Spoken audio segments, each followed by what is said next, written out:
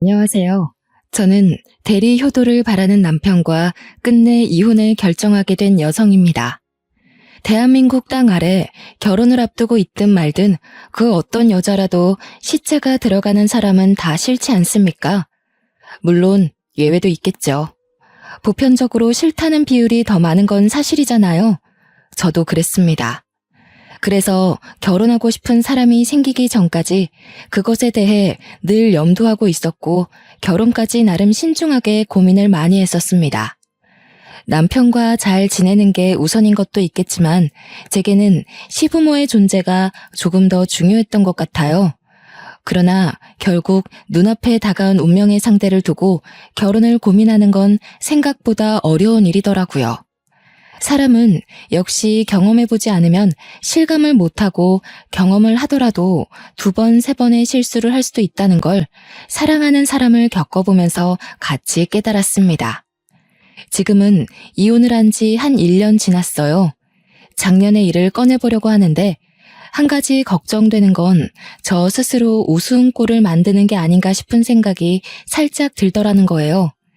제게 이혼이 상처는 아니거든요.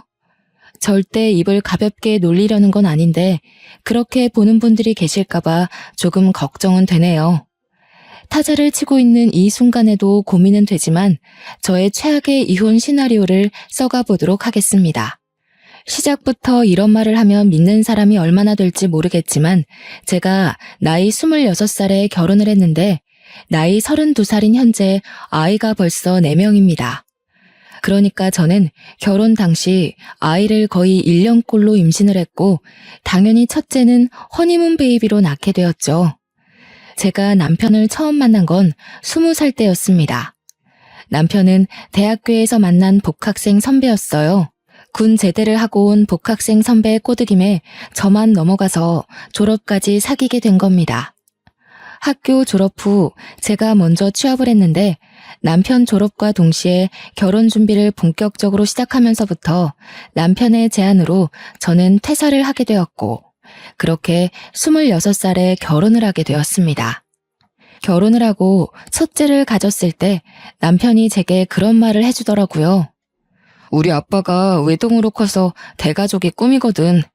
내가 이제 결혼하면서 우리 집에 효도를 좀 해야 되잖아. 힘 닿는 데까지 아이를 낳고 싶은데 허락해 줄 수 있어? 결혼 전만 해도 이런 얘기까지는 없었는데 사실 저희가 합가를 하게 된 것도 시부 때문이었거든요. 시부가 같이 살고 싶다고 제안해서 남편이 저를 설득해 합가를 하게 된 겁니다. 시댁이랑 지내는 게 불편했지만 어쩌겠어요. 분가는 나중에 다시 의논해보면 될 일이라고 생각했고 또 남편을 너무 많이 좋아했기 때문에 시부모에게 잘 보이고 싶은 마음도 있었습니다. 그래서 합가 조건은 이미 합의를 보고 결혼한 거라 괜찮았는데 시부가 외로움을 많이 탄다는 건 처음 알았어요. 다자녀를 생각해 본 적은 없지만 원래부터 아이를 몇 명 낳을 건지에 대해서도 의논한 적 없기 때문에 저도 노력해 보겠다고 했네요. 그렇게 시댁살이를 첫째를 가진 채로 시작했어요. 제가 남편을 만나기 전에는 시자 들어가는 사람을 싫어했다고 했잖아요. 그래서 저는 남편을 사랑하지만 저에게 닥치는 불이익은 참지 않을 생각으로 입주를 했습니다.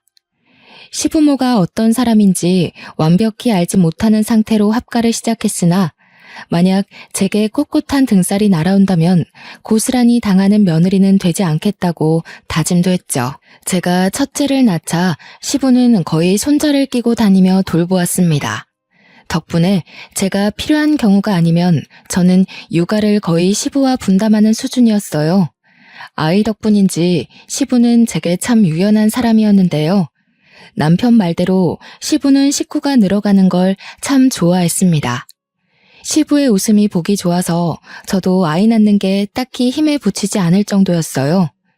경제적 지원도 시부가 흔쾌히 보태어 주기도 하고 제게 아이한테 써달라고 용돈도 많이 찔러줬거든요. 손주를 사랑해서라지만 저는 합가를 하고 나서 며느리 사랑은 시아버지란 말을 실감했습니다. 그런데 문제는 이걸 시모가 못마땅해 한다는 겁니다. 시부가 아이를 데리고 사라지면 어김없이 시모가 슬쩍 나타났는데요. 요즘 세상에 너같이 시댁살이 편하게 하는 며느리가 어딨니? 그렇다고 두 손 두 발 다 놓고 있으면 살림이 안 돌아가니까 앞으로 식구들 밥은 네가 챙기도록 해라. 시모는 뭐든 저에게 하나를 꼭 시켜야 직성이 풀리는 사람이었습니다. 제가 시자 들어가는 사람을 싫어했던 전형적인 표본이 되는 존재였죠. 시모가 요리를 저더러 하라고 했잖아요. 제가 요리를 못하는 게 자랑은 아니지만 요리를 그냥 못하는 수준이 아니라 정말 지지리도 못하는 편입니다. 제 친정에서도 엄마가 요리를 못하고 아빠가 잘하는 편이어서 저희 집은 아빠가 늘 밥을 차려주었거든요. 하는 사람이 정해져 있는 거 아니지 않습니까? 이미 남자가 요리하는 걸 보고 자란 저는 여자니까 당연히 요리를 해야 된다는 시모 말을 이해할 수 없었어요. 자랑 아니란 거 압니다. 하지만 저랑 엄마는 요리를 못하니까 항상 다른 거라도 찾아서 그걸 대신에 열심히 하려고 했어요. 각자 잘하는 것을 하면서 한 지붕 아래에서 더불어 사는 게 가족 아닌가요? 그래서 시모한테 솔직하게 말씀드렸습니다. 요리 못한다고 했더니 시모가 하다 보면 다 하는 거라고, 자기도 시집 올 때 아무것도 못했다면서 보고 배우라네요. 할 수 없이 저는 이게 남편 집 문화라고 생각해 시모한테 요리를 배우기 시작했고, 제 나이 26살에 처음으로 요리란 걸 해보았습니다. 그렇게 배워서 차리게 된 첫 식사 자리, 시모가 입으로만 설명해줬지 저한테 뭐 하나 시범 보여주는 것도 없었거든요. 시범 보여주면 결국 자기가 다 하는 거 아니냐면서 처음부터 저 혼자 하라고 했습니다. 이왕 도전하게 된 거 저는 면접 준비할 때처럼 온갖 에너지를 쏟아서 결과물을 하나하나 만들어냈습니다. 평이 어땠냐고요? 네, 제 요리는 100% 똥이었어요. 국이며 밥이며 반찬이며 겉모습만 화려하고 그 맛은 다 똥이었습니다. 그나마 잘한 건 아무런 간도 안 한 달걀 후라이였어요. 남편은 이런 제 요리 솜씨를 이미 알고 있어서 제가 요리를 했다는 것에 크게 당황했고, 먹어보더니 오히려 시모한테 한 소리를 했습니다. 다음부턴 엄마가 해. 얘 결혼하기 전부터 요리는 진짜 못했어. 내가 웬만하면 마누라 칭찬하겠는데 요리만큼은 얘가 참 독보적이야. 쫄쫄 굶고 싶은 거 아니면 엄마가 요리하는 게 나을걸? 남편뿐만 아니라 시부까지 다들 숟가락을 빨리 내려놓았습니다. 저는 요리 부분에서 이미 이런 평가를 예상했기에 별 상처를 입지 않았어요. 오히려 제가 그 자리에서 남편 말에 동조까지 하니 시모가 더 열이 받은 얼굴이었습니다. 결국 밥그릇도 못 먹고 일어난 시부가 손자를 데리고 자리를 떴고, 남편도 그만 씻고 잘 준비하겠다며 들어가 버렸어요. 남아있는 시모만이 저를 탐탁지 않게 바라봤습니다. 너는 여자가 돼서 어떻게 요리 하나를 못하니? 결혼을 한다는 여자가 살림의 기본인 요리를 못하는 게 말이 돼? 설마 앞으로 식사 준비하기 싫어서 꼼수 쓰는 거냐? 저도 꼼수면 좋겠네요. 그런데 어머님, 왜 여자라고 다 요리 잘해야 돼요? 저희 엄마도 못하시는걸요. 그래서 아빠가 하셨어요. 그게 잘못되었다는 거야. 뭐 자랑이라고 너까지 그런 걸 고스란히 배웠어? 자고로 여자면 내 남편 먹여 살릴 내조 실력을 갖추고 있어야지. 그게 안 된다면 준비를 하고서 시집을 오는 게 맞고. 제 생각은 좀 달라요. 저희 부모님은 못하는 걸 잘못되었다고 말씀하지 않거든요. 요리 못하니까 다른 부분에서 장점을 찾아주셔요. 제가 청소 하나는 기가 막히는데 앞으로 청소는 제가 할게요. 어머님이 밥 차리세요. 뭐라고? 뭘 해? 아이고 뭐니나 맹랑한 것 좀 봐. 무슨 이런 경우가 다 있는지 모르겠네. 지금 네 일을 나한테 미루는 거냐? 미루다니요.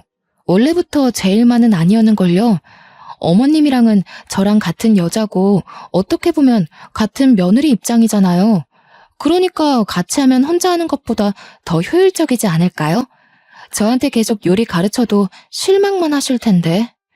저는 정말 순수하게 더 합리적인 방안을 제시한 거였습니다. 지나치게 솔직한 편이라서 제 말투가 가끔 사람들에게 오해를 받기도 하지만 솔직한 성격 때문에 이득 본 경우가 더 많아서 고쳐야겠다는 생각은 해본 적이 없어요. 그래서 저는 시댁이라고 제 속마음을 숨기며 아부떨고 싶지 않았습니다. 제 말에 기막혀 하면서 말을 잃었고 그 뒤로 제게 음식을 준비시키지 않았어요. 어쩌면 못했다고 해야 되는 게 맞겠죠. 왜냐하면 제가 요리하는 걸 남편과 시부가 기를 쓰고 막았거든요. 아마 시모는 제가 너무 솔직해서 더 못살게 굴지 않았나 싶습니다. 그 뒤로 요리를 제게 맡기지 못해 심통난 시모는 제가 하는 집안일에 사사건건 간섭하기 시작했는데요. 자기가 매시간 식사 준비하는 게 그렇게 억울한가 봐요. 허구한 날 집안을 돌아다니면서 썼던 걸레는 일일이 삶아서 널어놔야 된다고 하고 락스를 몇 대 몇 비율로 섞어서 문질러야 되고 의자 밟고 올라가서 선반 위에도 닦아야 되는 거라고 지적질을 많이 했습니다. 하지만 그마저도 길게 고나리질 못했던 이유는 제가 임신을 했기 때문이었어요. 제가 임신을 하면서 시부와 남편은 제게 정말 잘했습니다. 그때마다 시모만 스트레스가 차고 넘쳤고 시모 말이 자기는 그런 대우를 받은 적 없는 며느리라는 걸 저를 따라다니며 불평했어요. 임신하고 집안일 한다고 죽는 거 아니다. 오히려 꼼짝도 안 하고 누워만 있으면 그게 더 애기한테 안 좋은 거야. 원래 하던 일은 하는 게 좋겠구나. 네가 아무리 애 가진 몸이라지만 늙고 병든 내 몸뚱아리보단 건강할 거 아니니? 네, 집에서라도 조금씩 움직이는 게 좋겠죠. 의사 선생님이 너무 허리 숙이는 일은 자제해달라고 해서 제가 할 수 있는 데까진 집안일 해놓을 텐데 만약 못한 부분 있으면 어머님이 좀 도와주세요. 얘 봐라. 내가 그걸 왜 도와주니? 애초에 내가 식사 담당하면 네가 알아서 집안일 한다고 했지 않아? 청소 잘한다고 유난이더니 그새 잔머리 굴리는 거 봐. 잔머리가 아니라 아무래도 제 몸이 예전만큼 못할 테니까 도와달라는 거죠. 내키지 않으시면 두세요. 대신 전 분명 예전처럼 깔끔하게는 못한다고 말씀드렸어요. 아무래도 저한테 집안일 쉴 생각 말라는 걸 말해주러 온 듯한데 제가 적반하장식으로 나가니까 되레 시모 얼굴이 또 울그락불그락 되었는데요. 저도 모르게 불쑥 제 솔직한 마음이 튀어나가다가도 시모 표정을 보면 아차 싶어 뒤늦게 어색한 미소를 보입니다. 그럴 때마다 시모는 토라져서는 획 돌아 방으로 들어가 버리곤 했죠. 합가 생활을 그렇게 하면서 제가 임신을 거듭하여 4년의 세월을 보냈고 아이 4명을 낳았습니다. 나란히 아들 2, 딸 2이었어요. 눈에 넣어도 안 아플 이 어린 영혼들이 집안에 뿔뿔 기고 돌아다니니까 시부는 행복해 죽으려고 했습니다. 손자 손녀들을 위해서 뭐든지 해줄 것처럼 매일을 들떠 계셨죠. 제게는 남편보다 시부가 훨씬 가정적이었고 육아의 도움을 많이 받은 식구였습니다. 시부 덕분에 지난 4년간 제게는 막 어려운 고비는 없었어요. 그러나 딱 하나 소냇가시처럼 거슬렸던 문제가 있었는데 바로 남편 태도 때문이었습니다. 정작 애아빠는 육아에 관심 밖이었고 시부만큼의 진심을 보여주지 않았다는 게 유일한 고민거리였어요. 당신 다음 달에 막내 100일 사진 찍으러 가야 되는 거 알아? 미리 연차낸 거 맞지? 작년에 셋째 기념일 잊은 것처럼 같은 짓은 반복하지 마. 그게 언제적 일인데 이번엔 당연히 미리 회사에 말해뒀지. 그리고 그거 내가 회사 바쁜 시즌이라 어쩔 수 없었다고 했잖아.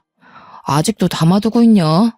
담아두는 게 아니라 같은 실수 반복할까봐 걱정돼서 그러는 거야. 아버님의 반만 닮아봐라. 애들이 아빠 말고 할아버지만 찾는 데는 다 이유가 있어. 반성 좀 해. 아빠 노릇 좀 해달라는 게 그렇게 어려운 건가요? 회사 다니면서 피곤한 거 압니다. 그래서 절대 평일은 남편에게 보채거나 건들지 않아요.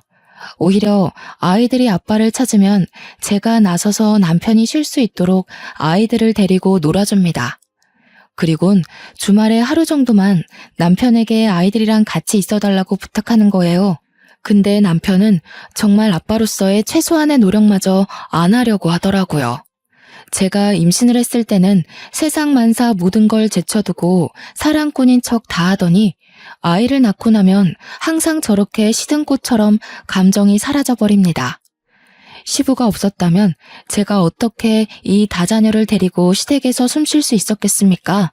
하지만 며느리란 타이틀을 달았다면 시기가 언제가 되었든 한 번쯤은 아군 없는 삶을 겪을 수밖에 없지 않나 싶어요. 시부가 있는 덕에 그나마 저는 남들보다 괜찮은 시댁살이를 하고 있다고 생각했는데 이제 막 시댁에 적응이 되려던 때에 저의 아군 시부가 돌아가셨습니다. 사막에서 오아시스 존재 같던 시부가 사라지니 제게 남은 건 물 없는 사막뿐이잖아요. 얼마나 갑갑하고 건조한 집안이겠어요. 문득 제가 미혼 때 시자 가족을 꺼려하며 고민 많았던 때가 생각나더라고요. 그때부터 제게는 본격적인 이혼의 순간들이 찾아오기 시작했습니다. 시부 때문에 저한테 차마 선 넘는 짓까진 못하고 눈치 봤던 시모가 살판 났다는 듯 제 위에서 군림하기 시작하는데 이것이야말로 고부간의 갈등이 아닌가 싶더군요. 그동안 제가 겪었던 시모의 등살은 아무것도 아니었습니다. 오히려 귀여운 수준이었죠. 하지만 동물의 왕이 없는 상황에선 이빨 빠진 사자도 사자라고 시모는 그동안 제게 표출하지 못했던 쓴소리를 제대로 해대기 시작했습니다. 차리는 것도 다시 제 몫이 되면서 시모는 정말 집에서 아무것도 안 하고 왕비처럼 제게 지시하고 간섭하기만 했죠. 제가 손을 놓는 순간 살림이 안 돌아가는 수준으로 집안일은 전부 제 몫이 되었습니다. 당연히 남편마저 돕지 않는 육아까지도요. 시모가 얼마나 지독했는 줄 아시나요? 제 음식 맛이 똥이어도 참고 먹더라니까요. 아, 엄마가 밥하라고 했지. 왜 자꾸 와이프 시켜? 계속 이런 식이면 나 집에서 밥 못 먹어. 내가 손가락 관절이 나빠져서 더 이상 칼질 못해. 그리고 음식 못한다고 계속 손 놓고 있으면 나 죽고 나서는 뭐 먹고 살래? 매일 돈 주고 바깥 음식 먹을 거야? 시모의 잔소리는 저를 저격하는 것 같으면서도 남편도 함께 싸잡아 닥치게 만들었습니다. 어떻게든 저한테 주방 일을 떠맡기겠다는 시모의 의지가 제 눈에 너무도 잘 보였어요. 시모의 굳건한 주장을 들은 이후 남편은 제가 밥상을 차리면서부터 바깥에서 먹고 오는 일이 많아졌습니다. 그 때문에 저의 경우 시모랑 단둘이 있는 시간이 늘어갔죠. 아이 넷 육아를 혼자 감당하는 걸로 모자라 남편 내조에 시모 고나리질까지 당하고 있으니 당연히 고비가 찾아올 수밖에 없지 않겠어요? 그래서 결국 생리통 한번 해본 적 없던 제가 몸살을 앓고 말았습니다. 열이 팔팔 끓어서 식구들 아침은 당연히 챙기지 못했어요. 식구들이라기보단 시모 밥상이라고 해야겠네요. 제가 아픈 줄 알았던 남편은 자기는 원래 제 요리 안 먹었으니까 괜찮다고 했는데 시모가 뭘 찾는다면서 그것만 한번 봐주면 안 되겠냐고 저를 깨우더라고요. 엄마가 미역국 끓일 건데 미역이 안 보인대. 최근에 자기가 주방 정리했다면서 냉장고까지 뒤져도 안 보인다는데 혹시 어디다 뒀어? 아, 미역 다 떨어졌어. 어머님한테 앞에 슈퍼 나가면 3,000원치 판다고 해. 머리 올려 죽겠으니까 웬만하면 나 깨우지 말라고도 전해줘. 그래. 근데 미역 같은 건 미리 좀 사놓지 그랬어. 엄마 다리 불편한 거 뻔히 알면서. 바로 앞 슈퍼면 5분도 안 걸리는데. 왜 갑자기 안 먹던 미역국을 찾고 난리냐고. 그것도 하필 내가 아파 죽겠는 지금. 일부러 그러시는 거야? 여기서 더 물어보면 짜증낼 것 같으니까 가서 오늘만 다른 거 좀 드시라고 해. 그러자 남편은 더 이상 저를 건들지 못했는데요. 웬만큼 했으니 말을 알아들었을 거라 생각했어요. 그런데 방을 나가서 시모랑 얘기하는 것 같더니 또다시 들어오는 거 아니겠습니까? 시모가 남편더러 저를 데리고 같이 나가서 미역 좀 사와 달라고 했다는 겁니다. 남편은 제가 아픈 거 뻔히 알면서 그걸 저한테 전하러 왔다는 게 어이없었어요. 결국 제가 짜증을 확 내버리자 그 뒤로 남편은 방에 들어오지 않았고 그대로 출근한 듯 했습니다. 약 먹고 푹 잔 거라 좀 괜찮아져서 정오쯤에 방 밖을 나가보았는데요. 거실 꼬라지를 보고 제가 정말 경악을 금치 못했습니다. 아이들이 거실이랑 현관 쪽 여기저기를 난장판으로 만들어 놓은 거 아니겠어요? 장난감부터 살림 물건들까지 쭉 나열되어 있는데 무슨 놀이터인 줄 알았습니다. 그 가운데서 시모는 애들을 보는 둥 마는 둥 하면서 소파에 앉아 TV만 보고 있었습니다. 제가 몸살을 했던 탓에 식은땀을 흘려서 몸이 굉장히 찝찝했거든요. 그래서 아직 신경이 날카로운 상태였는데 집안꼴이 엉망진창인 걸 보니 열이 다시 오르는 것 같더라고요. 어머님, 이게 다 뭐예요? 애들이 이렇게까지 하도록 놔두시면 어떡해요? 어른이 있는데 집안꼴이 이렇게 된다는 게 말이에요? 아무것도 안 하고 계셨으면 애들 좀 봐주시지. 뭐야? 시애미를 점심까지 굶겨놓은 사람이 뻔뻔하기도 하구나. 네 애지 내 애니? 내가 네 애를 뭐하러 보겠어? 대체 그 버르장머리 없는 말버릇은 누구한테 배운 거냐? 네가 내 시애미라도 돼? 어떻게 감히 나를 나무랄 생각을 해? 제 말 뜻은 그게 아니고요. 이거 다 치우는 건 어른 몫이잖아요. 아직 큰애가 겨우 4살인데 애들이 질서가 어딨겠어요? 생각이 있으시면 애들 좀 자제해줬어야 되는 거 아니냐는 거죠. 그게 그 말이잖아. 그러니까 네 말은 지금 내가 생각이 없어서 애들 관리도 못한다. 그거 아니냐? 아주 못돼가지고 내가 어쩌다 너 같은 애를 며느리로 들이게 됐는지 모르겠다. 네가 들어오고 나서 내가 아주 편할 날이 없어. 애새끼들만 숨풍숨풍 나와가지고 시끄러워 죽겠네. 어머님, 자꾸 우리 애들 남 취급하시는데 애들 어머님 손주들이기도 해요. 돌아가신 아버님 앞에선 한마디도 못하시더니 이제 어머님이 한자리 하고 있으니까 저희를 개밥 보듯 대하시는 거예요. 어머님 아들 피가 섞인 손주들한테요. 저도 그렇게까지 말할 생각은 없었는데요. 몸살기가 막 가시는 상태라 여전히 예민해서 말이 평소보다 더 세게 나가버렸습니다. 저 같아도 제 말에 상대가 화가 났을 것 같긴 했어요. 아니나 다를까 완전 머리 끝까지 열받은 시모가 찍소리 않고 노려보더군요. 말실수했다는 걸 알아서 바로 사과하려고 했던 저는 그만 말문을 닫을 수밖에 없었는데요. 갑자기 날아오는 리모컨이 제 얼굴을 강타하는 바람에 한쪽 눈꼬리를 다쳤고 너무 놀란 저는 악 소리를 지르며 눈을 가렸습니다. 어따 대고 큰 소리야? 어차피 눈에 뵈는 것도 없는 것 같은데 한쪽 안 보인다고 뭐 문제 되겠어? 차라리 네가 앞 못 보는 장님이라면 내가 이렇게까지 무시받진 않았을 거다. 시모는 그대로 방으로 들어가 버렸습니다. 저는 시모의 행실에 충격을 먹고 당장 행동을 어쩌지 못하고 있었어요. 저는 황급히 피가 나는 상처를 치료했어요. 마음 좀 추스리고 거실에 어질러진 아이들 장난감을 정리했죠. 그때까지도 시모는 방에서 꿈쩍도 안 했습니다. 저는 오히려 잘 되었다고 생각했어요. 리모컨을 한 대 맞으면서 시모한테 심한 말 했던 걸 사과할 생각이 싹 사라졌거든요. 중간에 제 기분 정리할 여유도 없이 시모랑 다시 마주했다면 시모에게 제 감정을 모조리 표출했을지 모릅니다. 그 이후론 저도 남편이 퇴근하고 올 때까지 아이들이랑 방에만 있었어요. 남편이 오면 상황 설명을 할 생각이었죠. 그런데 귀가하고 온 남편이 다짜고짜 저한테 따지기 시작하는 거 아니겠습니까? 아무래도 시모가 먼저 남편한테 전화하여 자기 유리한 쪽으로 상황 설명을 마친 것 같더군요. 당신 뭐 하는 사람이야? 우리 엄마한테 애 안 봤다고 잔소리했어? 애는 당신이 봐야지. 왜 육아를 엄마한테 밀어? 도대체 엄마한테 무슨 말을 했길래 엄마가 울어? 어머님이 우셨다고? 어머님 참 무서운 사람이다. 날 이렇게 눈탱이 밤탱이 만든 사람이 어머님인데 울어도 내가 울어야지.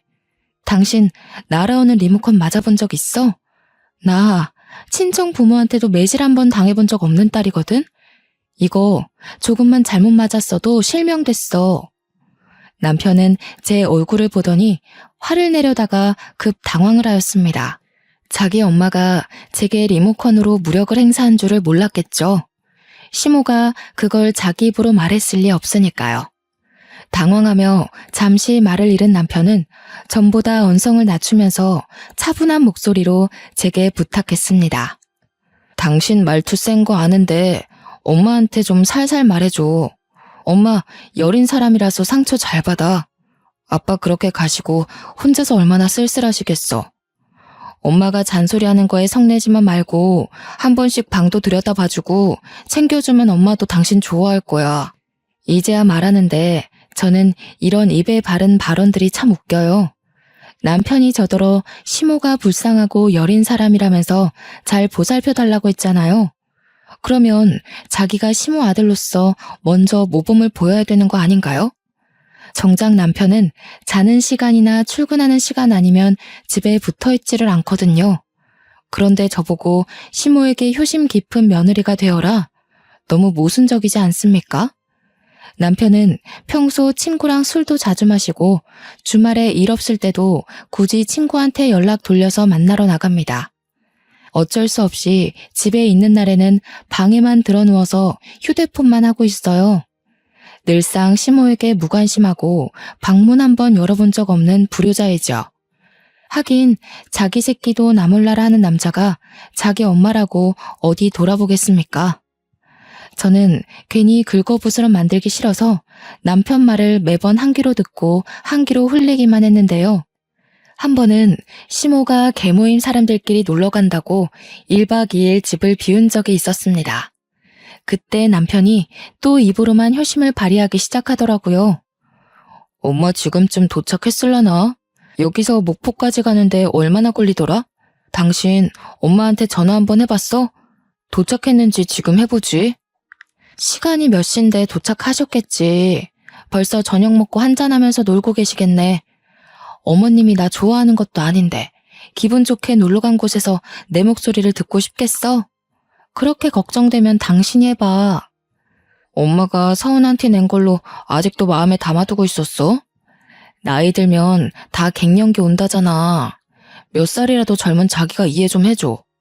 며느리가 챙겨주면 개모임 사람들한테 부러움도 받고 좋잖아. 엄마도 으쓱해질 거고.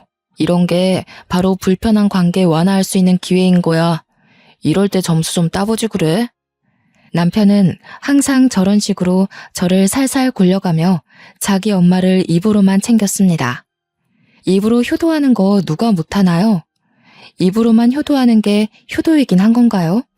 전화 한 통도 안 하고 용돈 안 주는 건 저나 자기나 마찬가지이면서 남편은 마치 자기가 엄청난 효자인 것처럼 행동했습니다. 이게 별것 아닌 것 같아도 은근히 스트레스고 꼴불견이라니까요. 남편 말에 시큰둥하게 반응하면서 됐다고 점수 안 따도 된다고 했더니 남편이 한숨을 푹 쉬더라고요. 그러면서 저더러 친정에서도 그런 식으로 행동했냐고 묻는 거 아니겠습니까? 여기서 친정 얘기가 왜 나와? 내가 지금 어머님한테 전화 한 번 안 했다고 친정부모 욕까지 들어야 마땅하다는 거야? 그게 아니라 네가 효도할 줄 모르는 것 같아서 장인어른이랑 장모님한테도 이렇게 불효자인가 궁금해서 그러지. 어른 공경할 줄 모르는 철부지가 딱 너처럼 멋대로 행동하거든. 그러는 당신은 나한테 시키기만 하고 어머님한테 아무것도 안 해드리잖아. 어머님을 챙겨도 내가 더 챙겼어. 당신이 나한테 왈가왈부할 입장은 아니지 않아? 당신이야말로 철부지의 불효자 같은데. 야, 원래 부부면 한쪽만 해도 효도인 거야. 그리고 당신이 나한테 시집을 왔으면 당신이 하는 효도가 곧 내가 하는 효도랑 같은 거라고. 내가 안 하면 당신이 알아서 해야 될 거 아니야. 그걸 일일이 알려줘야 되냐? 그렇게 잘하는 사람이 왜 처가 식구들한텐 전화 한 통을 안 했대? 당신 신혼여행 다녀와서 친정에 연락 한 번 안 했다는 거 내가 모를 줄 아나 봐. 하여튼 생각이 어리다 어려. 아무리 그래도 처가랑 시댁이랑 같냐? 처가에는 명절에 한 번씩 얼굴 보여드리러 가잖아. 원래 처가 어른들한테는 그 정도만 하는 거야. 당신 지금 출가 외인인 거라고. 밑도 끝도 없는 남편의 문논리에 저는 상당히 기가 막혔습니다. 출가 외인? 언제적 문화인가요? 그건 남자들만 경제활동을 할 때이겠죠. 그러니까 먼 과거, 먼 역사에 기록된 위대한 어머니 아버지 세대예요. 시부도 똑같이 외동이었다는데 시부는 제게 정말 가정적인 남자로 인식되어 있거든요. 그런데 그 밑에서 큰 남편은 왜 이 모양 이 꼴로 자랐을까요? 제가 시집 오기 전에는 시부도 남편처럼 이렇게 게으르고 입으로만 이래라 저래라 하는 사람이었을까요? 남편 말을 계속 무시하면 그만이겠지만 잊을만 하면 자꾸 시모한테 이것저것 해주라고 대리 효도를 시키니 무시하는 것도 한계가 있더라고요. 그래서 곰곰이 생각해보고 결정을 내렸는데요. 그날 이후 저는 남편 말대로 시모한테 효도를 한번 해줘보기로 했습니다. 남편에게도 시모한테 효도 한번 해보겠다고 미리 언지를 주었어요. 남편이 저더러 이제야 철이 들었다고 얼척없는 칭찬을 해주더군요. 뭐 상관없습니다. 제가 계획한 효도가 그렇게 훌륭한 건 아니었으니까요. 어머님, 남편이 어머님이랑 시장 보러 가는 거 귀찮고 잔소리 많아서 짜증난다고 저더러 대신 다녀오래요. 기름값도 안 주면서 차 꼬박꼬박 태우고 가는 게 싫다네요. 저랑 오붓하게 걸어서 장 보러 가요. 애 같은 짓이란 거 알고 있습니다. 근데 그거 아시나요? 은근히 철부지 짓이 어른들 속 뒤집어 놓는데 최고라는 걸요. 저는 남편이 이래라 저래라 하는 걸 토시 하나 숨기지 않고 그대로 표출했어요. 평소 남편이 시모에 대해 가지고 있는 불평까지 굳이 설명해 준 뒤에 효도를 했습니다. 시모 앞에서 미소를 많이 보여주기도 했고 목소리도 상냥하게 만들었죠. 시모는 자기 외동아들의 속마음에 타격을 크게 받았는지 안 흔들리는 척 하면서도 표정이 갈수록 안 좋아지더군요. 그게 가장 티났던 때가 있었는데 바로 빨랫감 문제에서 발생했어요. 시모가 입었던 옷을 빨래 바구니에 넣고 있더라고요. 원래라면 같이 세탁했던 게 맞습니다. 하지만 평소 남편이 저한테 시모 옷이랑 자기 옷을 구분해달라고 했거든요. 그 이유를 알려주기 위해 저는 또 시모 뒤를 쫓아갔죠. 어머님, 제가 미리 말씀드린다는 걸 깜했네요. 남편이 어머님 옷이랑 자기 옷이랑 섞어서 빨지 말래요. 어머님 특유의 노인 냄새가 난다면서 그 냄새가 자기 옷에 밴다네요. 그러니까 앞으로는 어머님 옷 제가 따로 빨아드릴게요. 시모는 이때가 제가 봐왔던 표정들 중 가장 불쾌감이 드러났던 날이었습니다. 제가 시모에게 뭐 하나 해줄 때마다 시모를 향한 남편의 불평을 갖다 붙이니까 나중에는 아예 표정을 숨기지 않더라고요. 그러면서 날이 갈수록 말수는 줄어갔어요. 또 남편이 퇴근하고 집으로 오면 항상 마중하던 시모가 어느 순간부터 남편 드나드는 시간에 방구석에만 박혀 있었습니다. 남편이야 원래부터 시모한테 관심이 없었으니까 자기 엄마가 밖에 나오든 말든 아예 모르고 있었죠. 당시 모자 사이를 갈라놓을 생각으로 계획했던 것이 아닌데 본의 아니게 점점 모자 관계가 벌어지는 것이 보여서 그만해야 되나 생각했던 적도 있습니다. 그러나 남편의 쉴 새 없는 대리효도 발언 때문에 화딱지가 나서 멈출 수가 있나요? 게다가 시모는 남편한텐 찍소리도 안 하면서 한 번씩 제게 감정풀이를 하는데 둘이서 저를 잊을만 하면 못 살게 구니까 어디 저도 참아줄 순 없겠더라고요. 그러니 저의 불편한 효도는 계속될 수밖에 없었습니다. 한 번은 놀러 간다는 시모가 남편한테 용돈을 받았는데 금액이 너무 적다고 시모가 남편에게 쓴소리하고 있더라고요. 남편은 어쩔 수 없이 현금 몇 장을 더 꺼내면서 더 이상은 자기도 사정이 어렵다고 내빼고 있는 상황이었어요. 하지만 그마저도 시모한테는 못마땅한 액수였나 봐요. 이미 남편이 방으로 들어가 버리는 바람에 시모가 할 수 없이 포기하는 것이 제 눈에 들었지 뭡니까. 저는 나중에 시간 여유를 봐서 돈을 챙겼고 시모 방을 찾아가 용돈을 챙겨드렸습니다. 어머님, 남편이 하루 종일 어머님 돈 많이 쓴다고 누구를 닮은 건지 소비 습관이 꽝이라고 떠들고 있는 거 있죠? 제가 다 눈치가 보였다니까요. 그래서 용돈 좀 더 찔러드리려고요. 괜히 남편한테 더 달라고 해서 욕먹지 마시고 이거 챙겨가세요. 이번에는 시모가 좀 제대로 화가 난 것 같았습니다. 갑자기 벌떡 일어난 시모가 장롱 안에서 흰 봉투를 꺼내들더니 방을 박차고 나가는 거 아니겠습니까? 방에서 쉬고 있는 남편에게 찾아가선 남편 얼굴에다가 돈 봉투를 던지더라고요. 이 썩을 놈아, 가져가라 가져가. 더럽고 치사해서 내가 네 돈 안 쓴다. 내가 너를 어떻게 키웠는데 뼈 빠지게 고생하면서 먹여주고 입혀주고 다 했더니 애미한테 그깟 돈 하나 쓰는 게 그리도 억울했냐? 이 불효 자식. 왜 이래 엄마? 미친 거야? 밑도 끝도 없이 사람 얼굴에다 뭘 던지는 거야? 와이프한텐 리모컨 던진 걸로 모자라 나한테까지 던져? 애들이 보고 뭘 배우겠어.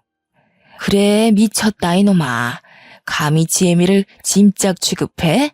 썩을 놈. 그리 애미가 보기 싫으면 내 집에서 당장 꺼져. 여기 내 집이니까 나 보기 싫으면 나가 살아. 시모의 성화에 남편은 앞뒤 사정을 묻지도 않고 시모에게 짜증을 버럭 내며 집을 나가버렸습니다.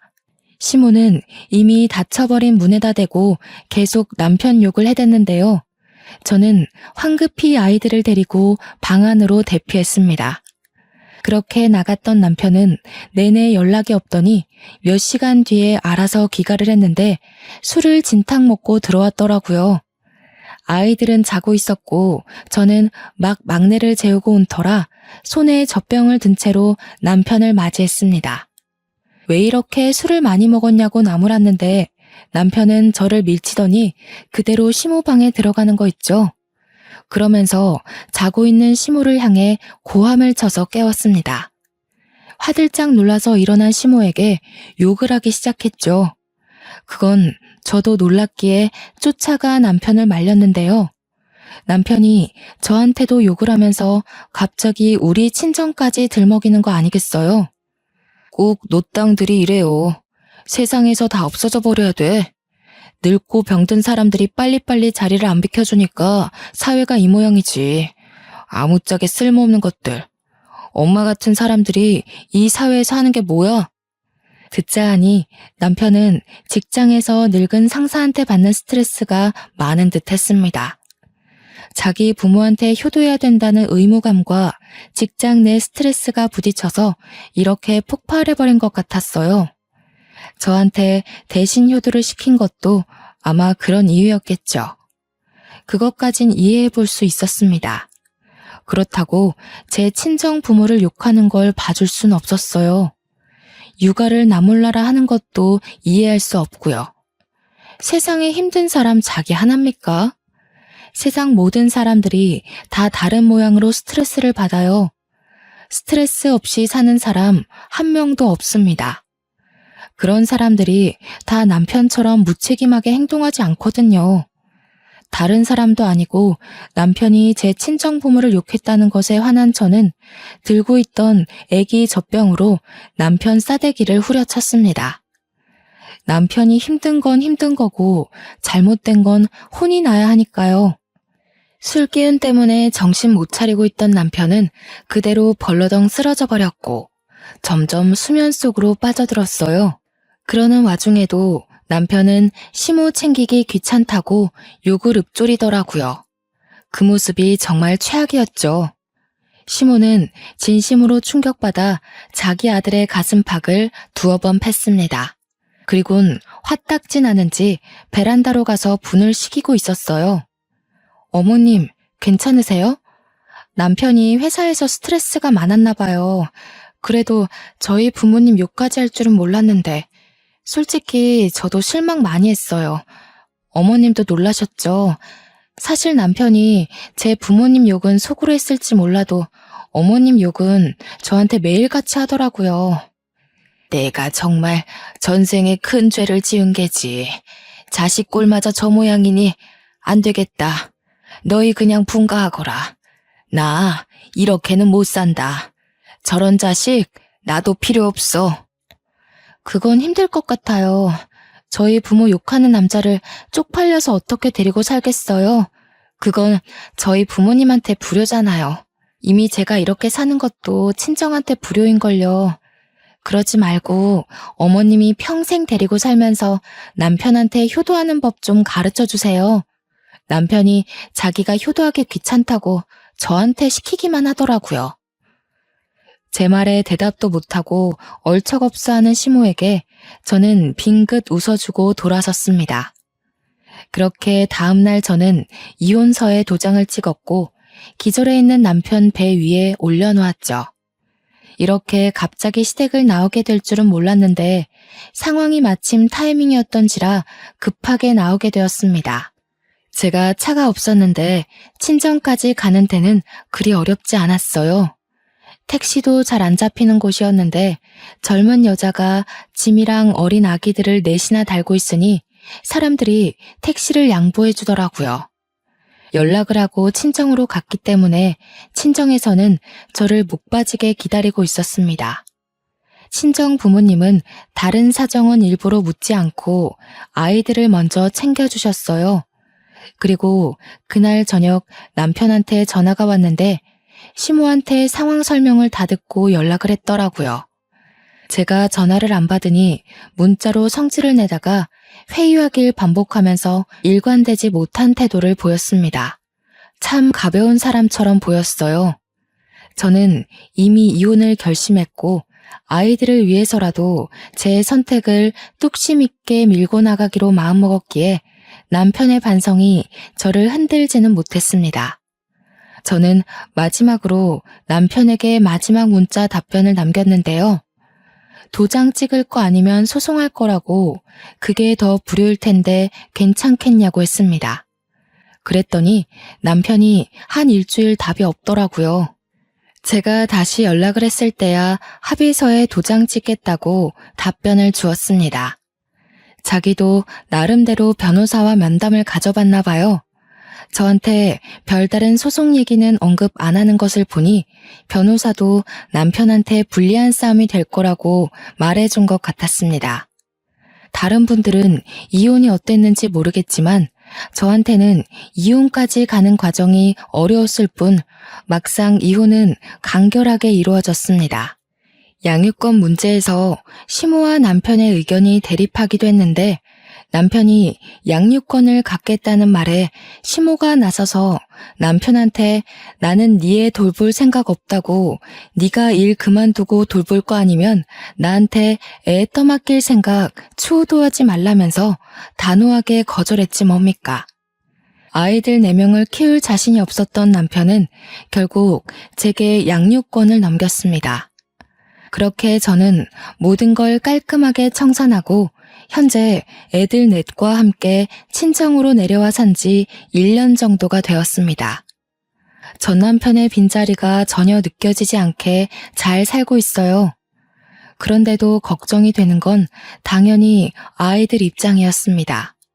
저의 이기적인 선택 때문에 아이들이 아빠를 잃게 되었고 애들한테는 아빠의 존재가 훗날 필요할지 몰라요. 과연 제가 아이들에게 큰 상처가 되지 않도록 잘 설명할 수 있을지 걱정되네요. 우선은 저에게 남편의 빈자리가 없는 것처럼 아이들에게도 아빠의 빈자리가 느껴지지 않도록 최대한 노력해 나갈 겁니다. 뿐만 아니라 이혼하고 온 저를 잔소리 한마디 얹지 않고 받아준 친정 부모님께도 무척 감사해요. 다 큰 딸이 자기 인생 하나 잘못 바꿔서 다시 부모 품에 돌아간 건데도 친정 부모님은 오히려 잘 왔다고 그동안 고생 많았다고 다독여 주시더라고요. 그래서 저는 시댁에 봤던 불효자식처럼 되지 않기 위해 친정 부모님께 효도하는 딸이 되고자 애쓰고 있습니다. 시부모를 잘 모시고자 마음먹었던 그날처럼 저는 부모님과 함께 할 수 있는 그날까지 평생 마음 바쳐 모실 생각입니다. 앞으로 저희 식구들의 세월에 아픔이 없기만을 바랄 뿐이에요. 제 이야기 재미있게 들으셨을지 모르겠네요. 누군가의 소중한 자식일 청취자분들께서도 옆에 있는 가족을 위해 후회 없이 마음을 다 바치는 사람이 되었으면 좋겠습니다. 감사합니다.